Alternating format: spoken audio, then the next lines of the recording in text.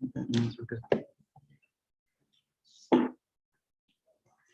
Okay, call to order at 6:02. First item on the agenda is to welcome new members. Do we have new members to welcome? No, Justin's not here tonight. Yeah, I guess I am. If I was here. I was gonna say, I recommend the last couple of meetings. But no. Welcome. Well, All right, selection of committee recording secretary. I know in the past, Bob kind of acted as the recording secretary. He's no longer with us. So I guess we're going to discuss who's going to fill that role now. Any volunteers? nope. Not at all.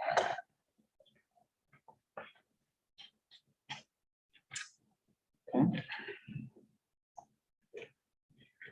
Let's see who's not here. We can elect. Justin, who's in a penalty for not showing.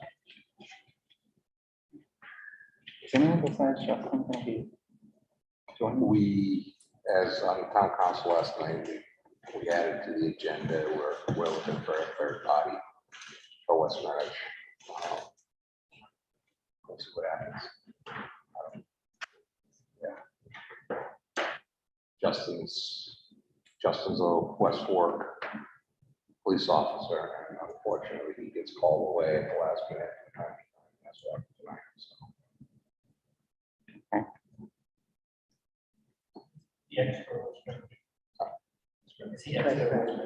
He's West Greenwich. He lives in West Greenwich, but his job is in West Fork.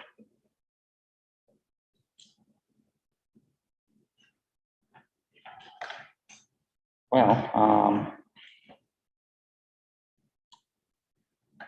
the reporting secretary, is that person going to be doing agendas and minutes, just minutes?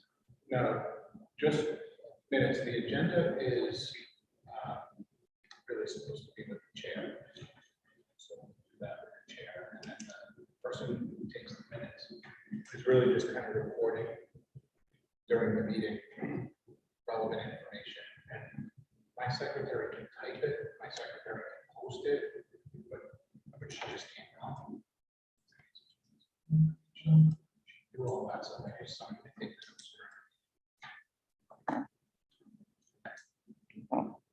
In the absence of anyone volunteering, I can step in for now, but I can tell you this is not a strong suit of mine. These notes are not going to be I'm going to keep those two. detailed. Just so we have two. Yeah. And they don't have to be in a ton of detail. It's really, the most important thing is that we're recording votes, motions. Okay. All right. I'll do it for now. We'll revisit it at a future meeting. Do you mind taking them tonight? Okay. Who's going to do the HVAC project update? Good evening, everyone. HVAC update. The S22 room, which was the change order room, is now complete, so that the system is online, ready for the opening of school. The contractor is working out a few bugs on a few of the systems throughout the building, working on a punch list, if you will. I'm certainly going to ask him tomorrow about this room and what's going on with the pre-stats.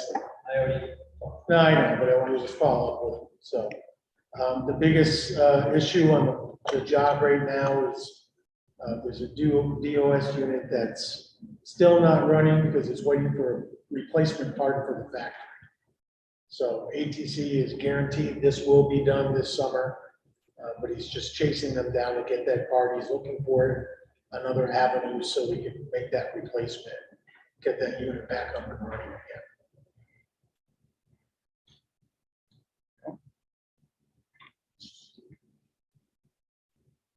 All right. That's the USA, right? What number? Yeah.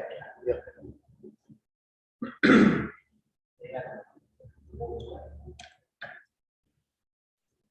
Okay, moving on to approvals. Can we get kind of a summary of what came in for packages that we're gonna be approving? Yeah, and I think it's worthwhile to look at the overall budget and so forth Yeah, at the definitely. same time for approval. So as you know, we received a couple weeks ago site work and the roofing packages. And today, with the general contract package, we received no bids today at all. So there were 4 bidders that committed, and one by one over the last few days, they dropped out. Even the one that guaranteed me, he didn't show up. So right now, we have no bids on the general contract package. If you recall, previous spreadsheets that Bob shared with the committee, this is really it. I've hidden a bunch of columns off to the left. And those columns represented like the SD and the DD estimates and budgets as we moved along through. But now that we have buyout done and so forth, we have actual numbers to talk about. So, you know, this is a summary column of everything that was to the left for each category of work that you see there. So there's your 17A overall budget. So what I did is I broke it out so you can look at a bid package buyout, what it is. So hard cost construction for each of these packages, that's just to go and buy it from the subcontractor itself.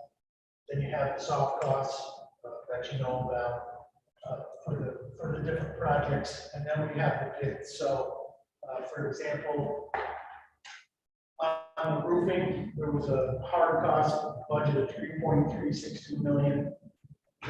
Asphalt roofing came in at $3,538. So we're over that budget by $175,000.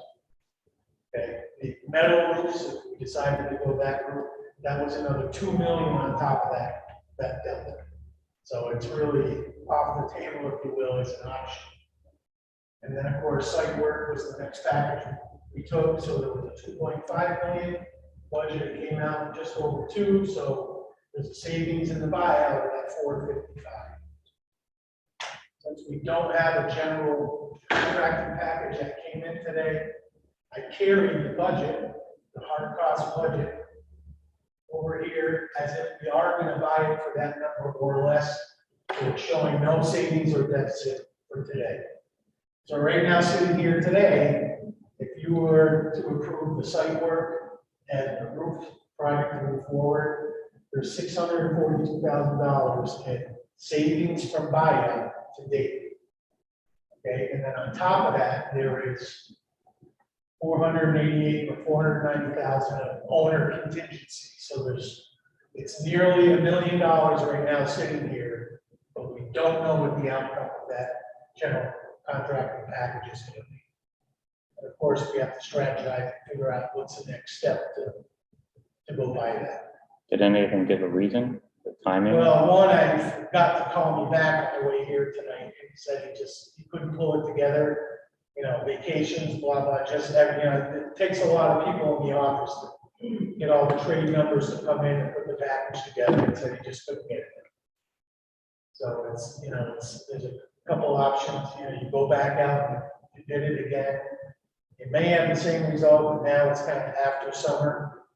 But, you know, to Steve's point today, which is a great point, you really can't do much of the work starting this fall. You can't go into the school and start replacing flooring, you know, all that. There's some stuff you could do. You could work in the auditorium as we previously planned in that, but Metcalf isn't friendly for Not flooring.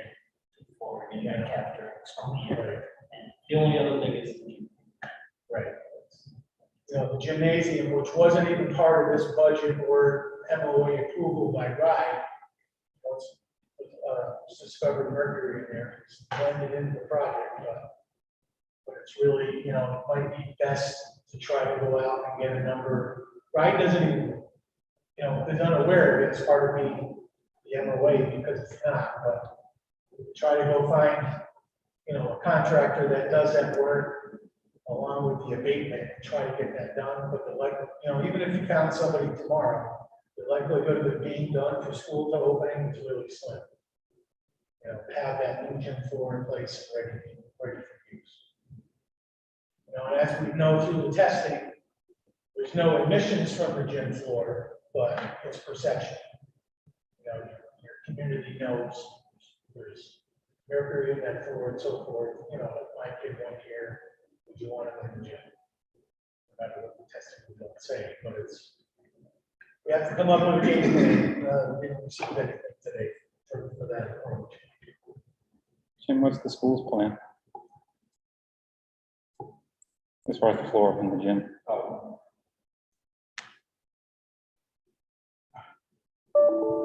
I mean, there's a couple of options. We did open up the gym last year, towards the end of the year, because we got confirmation that we could, since there were no issues.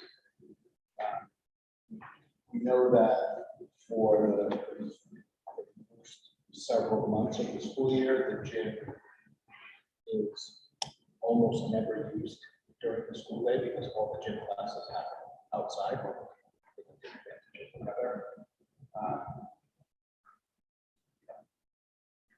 There's not much more thinking on it. Given that this information is. I don't see using the gym as an issue. Here now, it's, mercury's in the concrete, it's not, I don't it's, see that, but the perception of some parents would be, I don't want my kid in there because they heard this mercury. so put a sealer over it and call it a day for the time being, and that is without paying. So that's, it'll be sealed into the concrete, and throw that over, it won't cost much to roll a sealer down over that It's floor. doing it every year, so it's probably, It's probably right. yeah. I mean, you do have data from professional, but that's results saying nothing's off. I mean, when Not we that you opened, can share that level of detail with the public.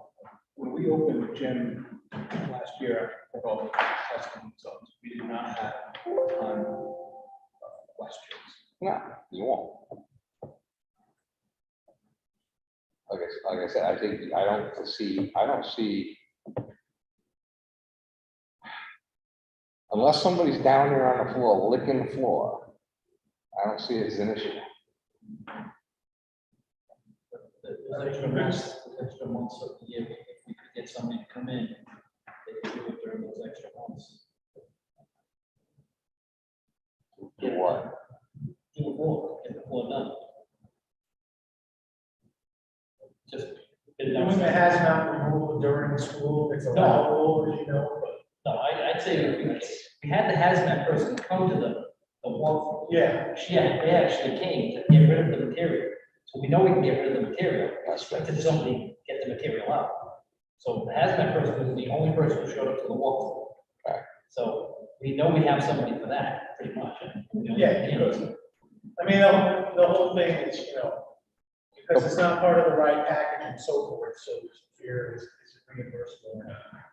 You know, that kind of stuff, or is there other funds out there, health and safety, you know, there's, you know, more than that, there's lots of stuff out there, which you may have already slotted it for something else, or. Is the contractor that we talked to today the one that didn't show up, that couldn't get it together? Yes, I mean, is there a commitment that if the bid were extended, that he would be able to get it in? Or do we have to rebid it again? no, it could be extended. You know, say we extended it 2 weeks. You know, some of the other ones might get back in the game as well, you know. So I talked to a few of them and had commitments from a few of them.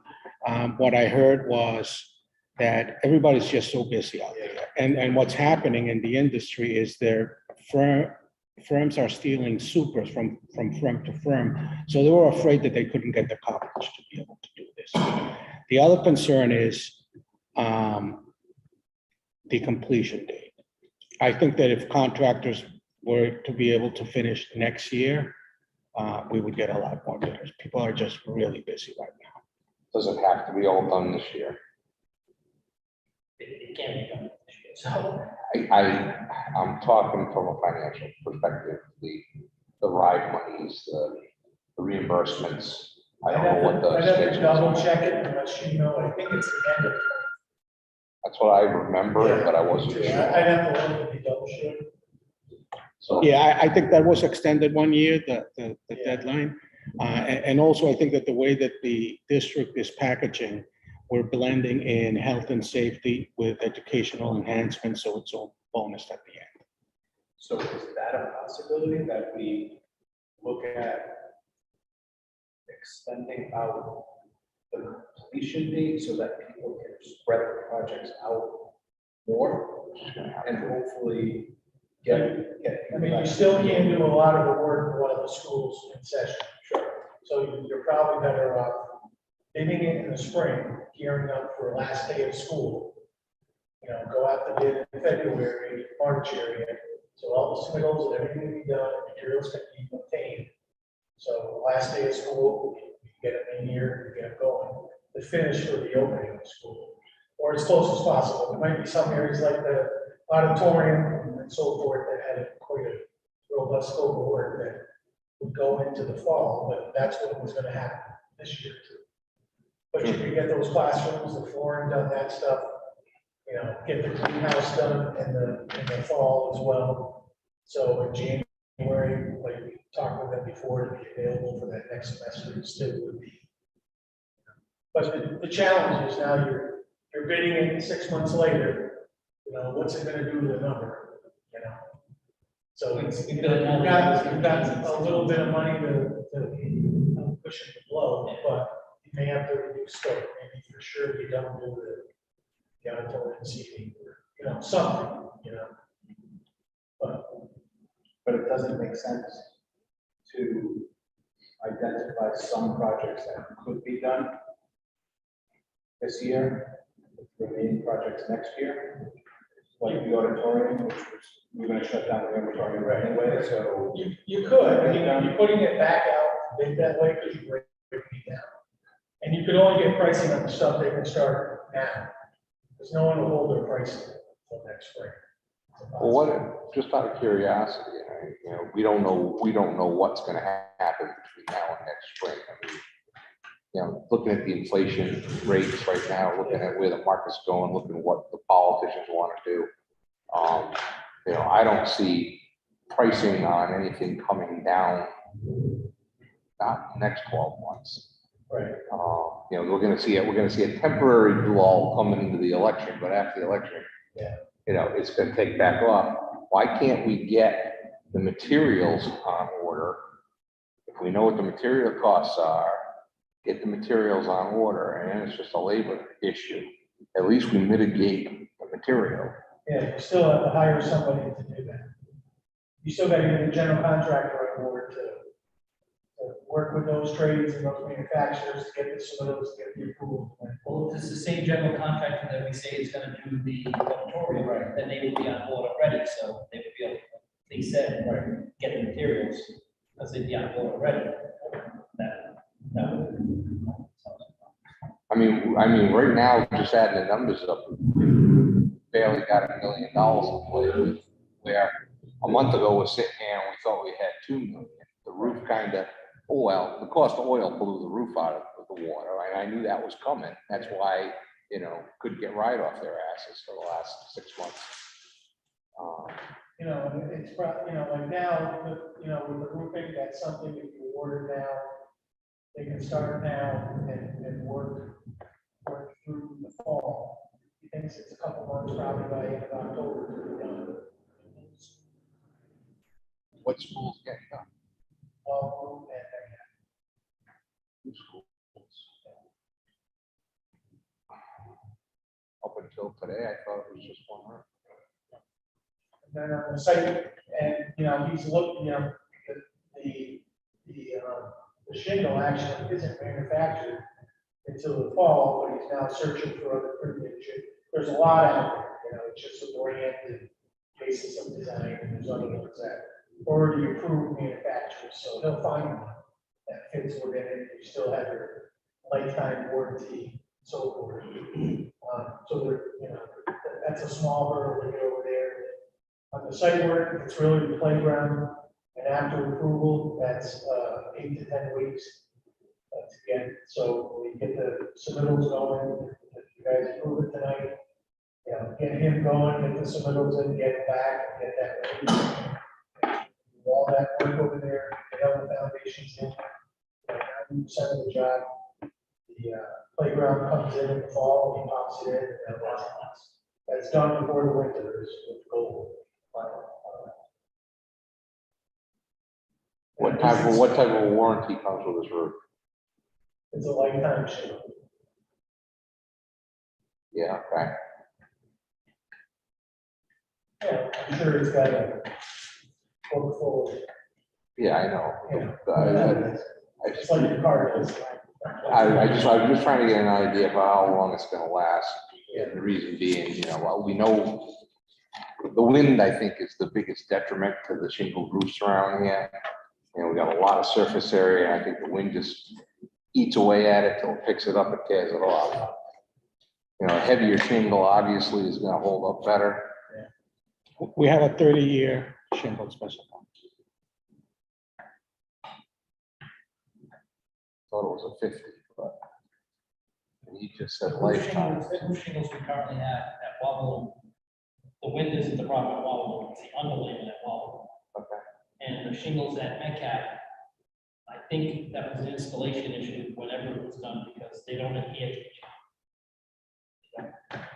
Yeah, sit down. They don't sit down, that's why the roof shingles at Metcalf. So, quality of the product, and there's two different reasons. The shingles don't blow off at Wobble, very rare, but the underlayment, when we go to. Wow, does have a steeper pitch to the roof. There's two different reasons for shingles. The one that I see that drives me crazy is Metcalf. I don't see Wall.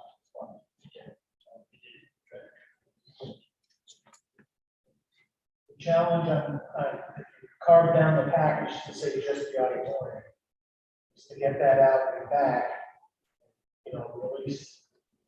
So if you think about it, that's at least 4 weeks away. And then starting to work then, so it's the challenge of getting it done by the end of the year. But I think it would be close. Maybe down the season, and there may not be funds available for the alternates for the season. What? Seating. Oh, Season. I'm I gonna be think- worried if this goes out to a bid next spring, we're not gonna end up in the same situation we are now, up against the end of 23. Yeah. Congratulations. Well, if you went out early in the spring, and bought it to start installing schools out, it'll be fine. But it is, the market right now is crazy, you just. People aren't gonna want to bid because they don't know what the market. There's no way to do what we suggested and not modify it and just specify that we would buy material up front and they don't have to complete the work until next summer. Certainly could do that. I'm just trying to look at a way to, one, lock the material costs in now, because it's only gonna go up, at least the next, that's all I can see in the next 12 months. The other piece of this thing is that, any work that we can get done, even piecemeal, I mean, that, the Metcalf flooring, I know it's not up there, but that auditorium, I think that auditorium is gonna take several months. It's gonna be closed, wasn't it, most of next year?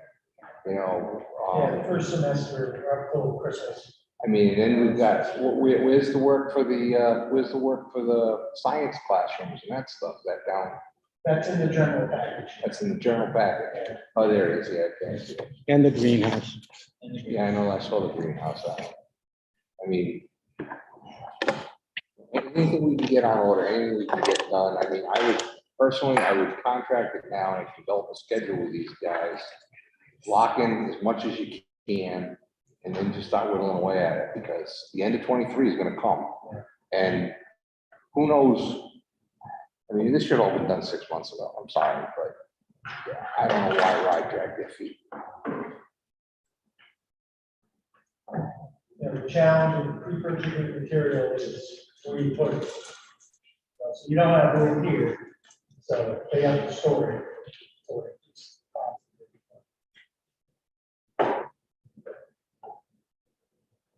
So even though we have bids for the roofs and for the site, that work, so go sign, move forward, and go. The only thing you need to know is, you have a budget for the general contracting work, and it's not bought yet. So you have to rebid or come up with a plan to buy it, and see where the number comes in. I mean, at least that's, if we approve those, well, you all approve those.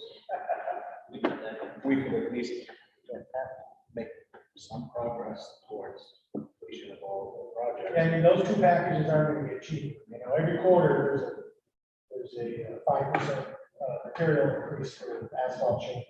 Every quarter. And, we get letters every day from different manufacturers that say, next month, which means, and that doesn't apply here, but just, right now, it's still doing this. I agree with Lee. That sooner or later, it's gonna, trend level a little bit and start to dip, but, it's, Yeah, November 10th. one of the problems with a lot of things, it doesn't really apply to your project here. It's components that come out of China and those places. It's just like cars, go try buying a car, you're not. It's cars are not abundant right now. It's the same, everything's got a chip in there or sound system for everything. Yeah, we're also trying to buy the roofing material right now at the peak of their season. Those plants, we service certain Pete's plant up in Norwood. And I mean, they're running flat out, they're running 24/7. Yeah, well, you're just trying to get all roofs done for the summer. Well, that's. The good thing about here is, talking to him on the schedule is, all my schools will be done, and I'm gonna have all these guys, nothing to do, so to speak. So they have the extra branch, hit 2 schools at the same time, get it done in a couple months. For the snowfall right now. Like I said, I think the roof has got to get going on. I think the playgrounds got to get going on. And as far as the general goes, I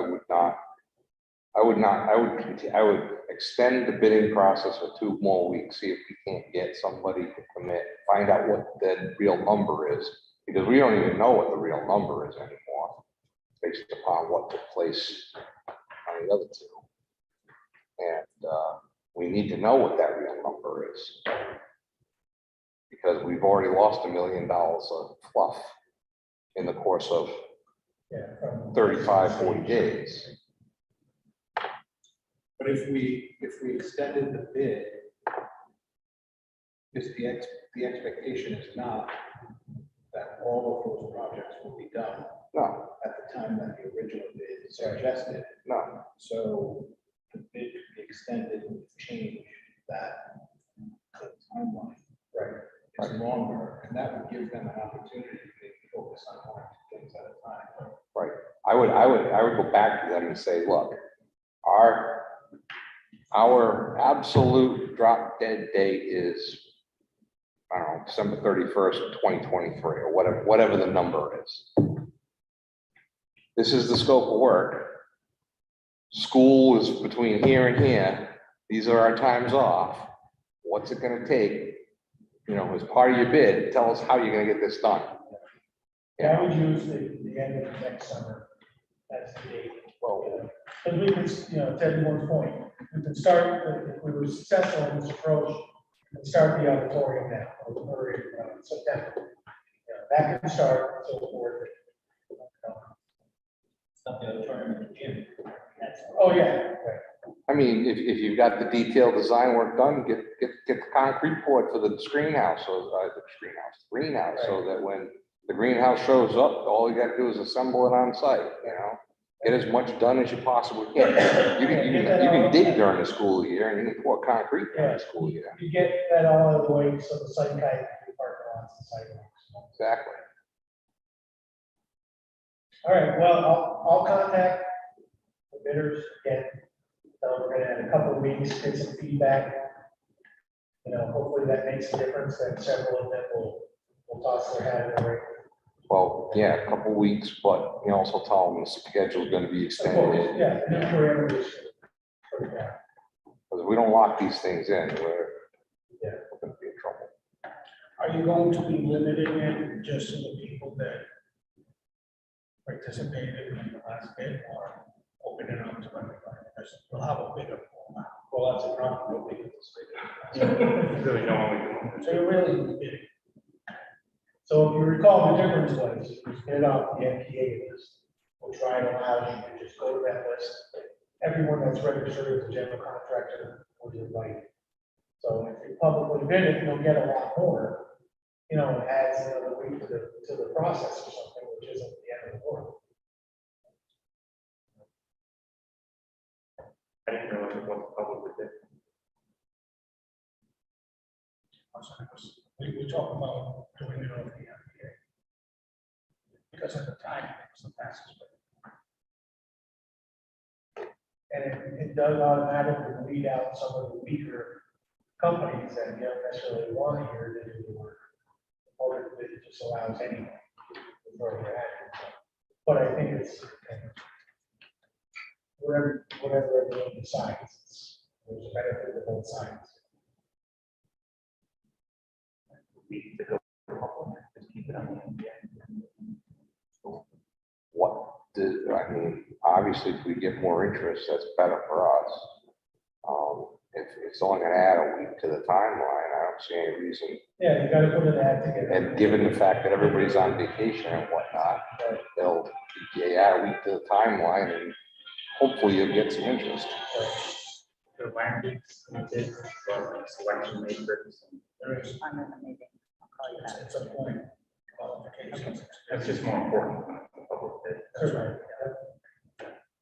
I think that's a good idea. I talked to a contractor this afternoon, and I told him, it's, that it's, if you move into that deadline, I'll have somewhere out there. So,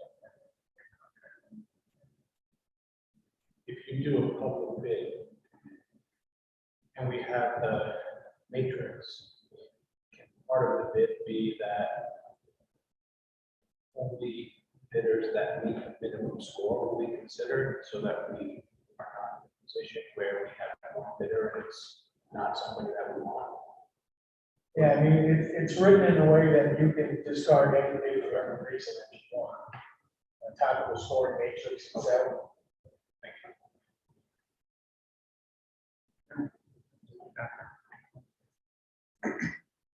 So public bid.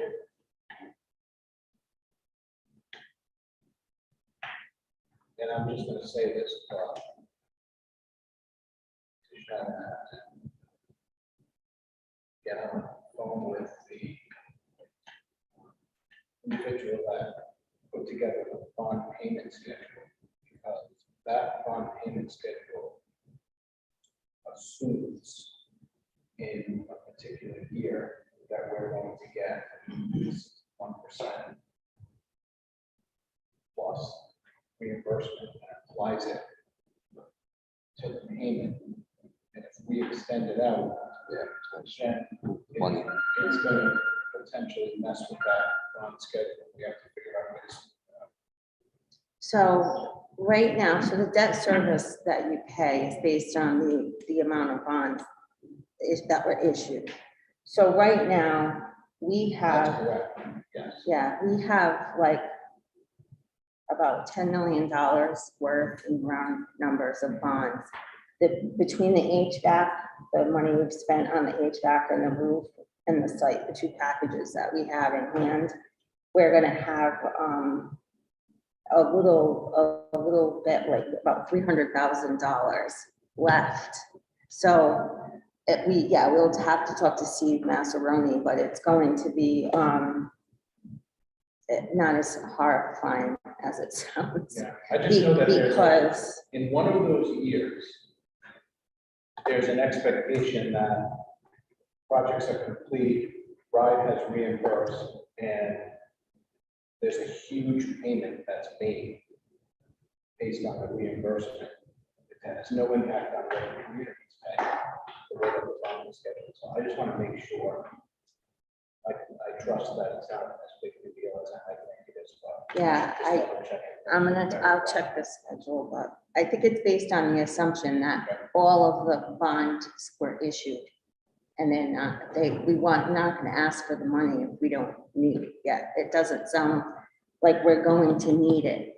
Until a little bit later. Yeah, Okay. And ask them what the interest rate's gonna be a little bit later too. But I think you're right, because that may I allow mean, the, if we're 6 not to 1. gonna bond it, Half a it dozen. may allow that big payment to happen a year later without issue, because we haven't bonded the projects, because that's what he did. Yeah. He arranged the schedule such that the year that the second bond was due was this big payment that made the impact to the community's level. So we just have to let him know. Firms, we can verify that. Keep it level.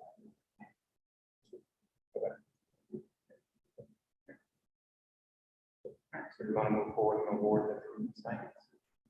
We should mention that we did have a scope review with both contractors. So we don't need to append it anymore.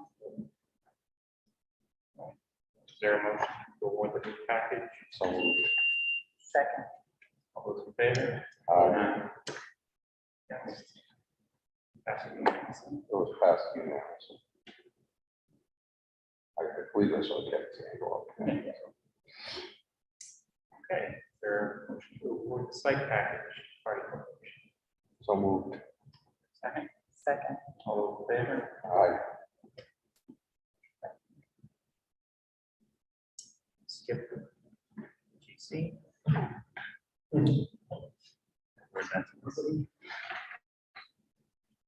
All right, invoice payments.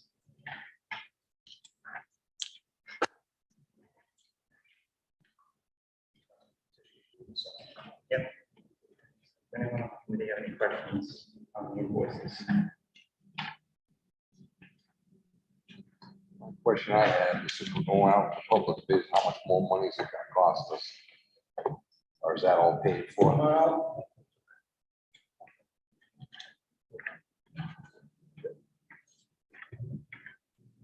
Okay, is there a motion to approve a progress payment, $501,459.43? In respect to amounts of $16,000 down, $554.50 to Stephen Turner, and $484,914.93 to Corrado Architects. So moved. For a second. All those in favor? Aye. I'm sorry, was that Kevin? Did you second that? Yes. Kind of reviewed some of this timeline already. Is there further timeline discussion? Not this time, but hopefully when the GC bids come back and we'll get some detail. I don't see the issue with the site work and stuff like that. That'll find itself done without interference, but once we get inside, I want detailed schedules of when things are done and how it's going to impact classrooms, and I'm sure you want that information too. So when do you think the start date roughly is for the project? So we'll issue letters of intent. I'll get them to Tish in the morning to get out to the 2 trades. That allows them to send their POs out to their subs and get submittals going and that kind of stuff. You got to get those out of the way to start the work. So to get the materials ordered and things ironed out with the submittals. So it'll really start next week.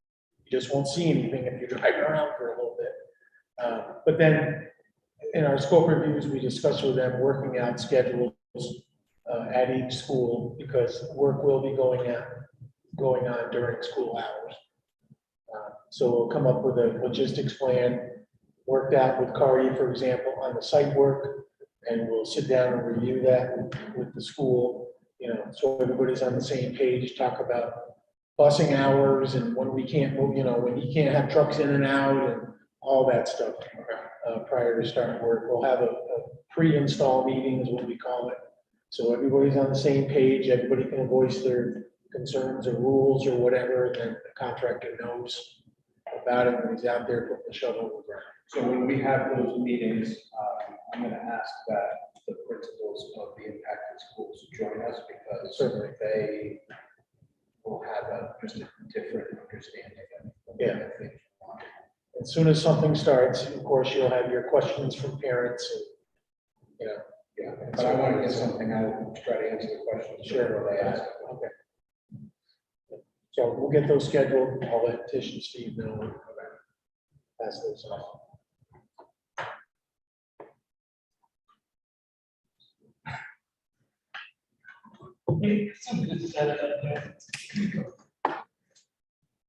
Safety project.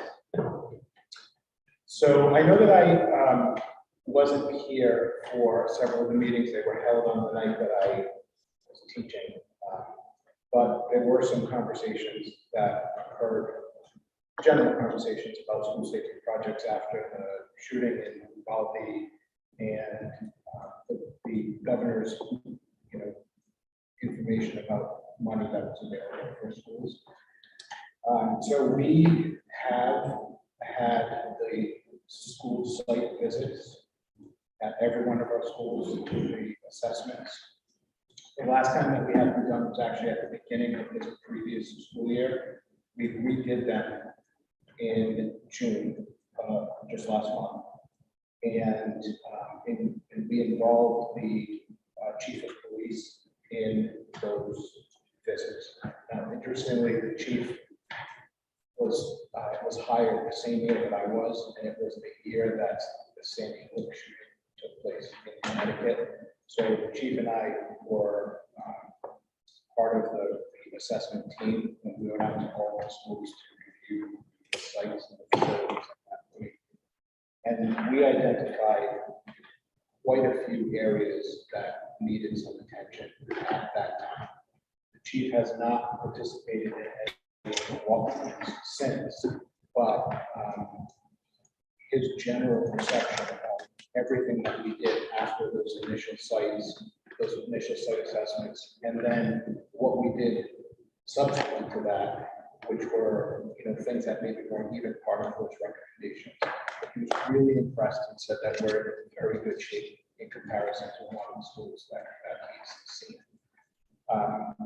The recommendations that we came up with do not represent like category 10 recommendations. These were just, here are some extra things that you can look at because there's always room to get better. So we did have a list of recommendations, not requirements, but recommendations for improvements at each of the schools. I have gone over all of those recommendations with the members of the school committee in executive session, and I've met with the team internally so that we could identify what we believed our priorities were. I expressed to the school committee, our rationale of where our priorities were. They were in agreement. And so we have started the process of kind of estimating what some of those costs would be and what we could include in an initial $500,000 package, which is what is available to us. And by available to us, what I mean by that is we have to pay, but then we are eligible for that reimbursement. 61% for a regional district. So that $500,000 would quickly turn into $1 million. If you do $500,000 worth of work, you submit and you get $305,000 back, which is 61%. You spend $305,000, you get 61% back from that. So you can keep kind of taking off some of the items that are on that list. It's not an extensive list, but as you can imagine, things are not cheap. So I think we have a good list of prioritized projects. We are looking forward to putting the plan together for that. And the only thing that I'm worried about is finding people to actually do the work at this point. So we'll connect again, but we are going to take advantage of it with the board and school committee and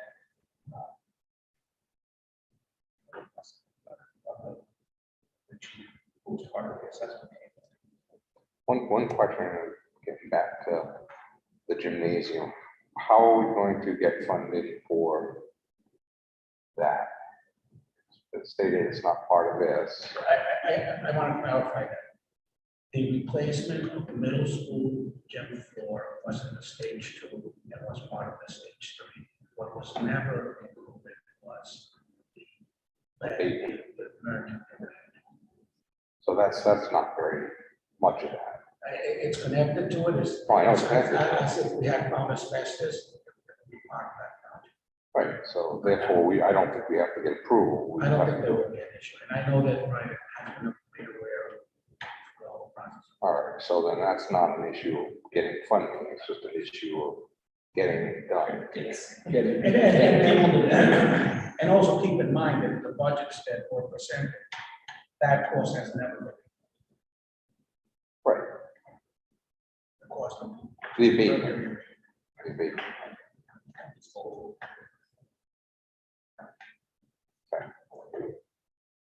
Mr. Superintendent, get back to, item 6 here. So there's nothing you need from this committee at all on any approvals or anything like that? Yeah. Yeah. I mean, some of the projects may involve, there are some construction. Yeah, we're talking about that. So there may be some improvements that may be necessary at this level. This is different for me because it's under the emergency stuff. I know in all districts, it's really short, short the time that it takes for approval and also the documentation. Yeah. The Riders has really made this process easy. We don't need to do all the steps that happen. Okay. Because obviously they're trying to respond to what happened in Texas. So I'm not 100% sure. I know, I just get worried about having stuff out in a public meeting before it's actually done. You know what I mean? Right. So, and even though it doesn't represent like a high threat level or a high, we don't want to talk about any of that stuff in a public meeting. So. Last month, the board said that they were gonna bring it to an executive session for. Yeah, we did. Either way, that doesn't, can we go directly to the contractor? Like if you say you identify A, B, and C, will school the district actually go and hire our own contractor? Do we have to go through? I don't think we should. C and Other districts have gone directly to the MBA for firms that specialize in that. So they different types of contracts, they may not. And you're also hitting subs, like you're hitting people that technology. Yeah, I don't know the scope of the work, I don't know what's been discussed, but I think a lot of the stuff is probably pretty straightforward as far as the technology is concerned. It's gonna be electricians running wires and junk like that, installing whatever, but it's gonna be, I don't think it's gonna be. There's actually a range of projects. But I don't think any of them are, not like patrons. That's another. But that's good to know that we can go right to the MPA for contractors that specialize in school safety. There are some, and just get that. It's too bad you didn't have that guy at the wall, in Texas that day. You had that guy down before he got through the door. let's get everything rolling, as long as there's a time for yes, it's obviously before fall session. And again, That's like I just gonna be said, done. we're good in the sense that, you know, we passed all of the assessments. But there are, you know, if you want to take the safety to the next level, here are a list of recommendations. And while we have access to money with the 61% reimbursement, let's do it. Let's do it. That's what the school committee said too, pretty unanimously. No, absolutely. It's no brainer. Yeah, did you see the write-up on that? They reviewed the tapes on that guy from Indiana. Took that guy out in 15 seconds. Cleared people from behind him. Amazing. Took law enforcement, what, 45 minutes? They'll be ashamed of themselves.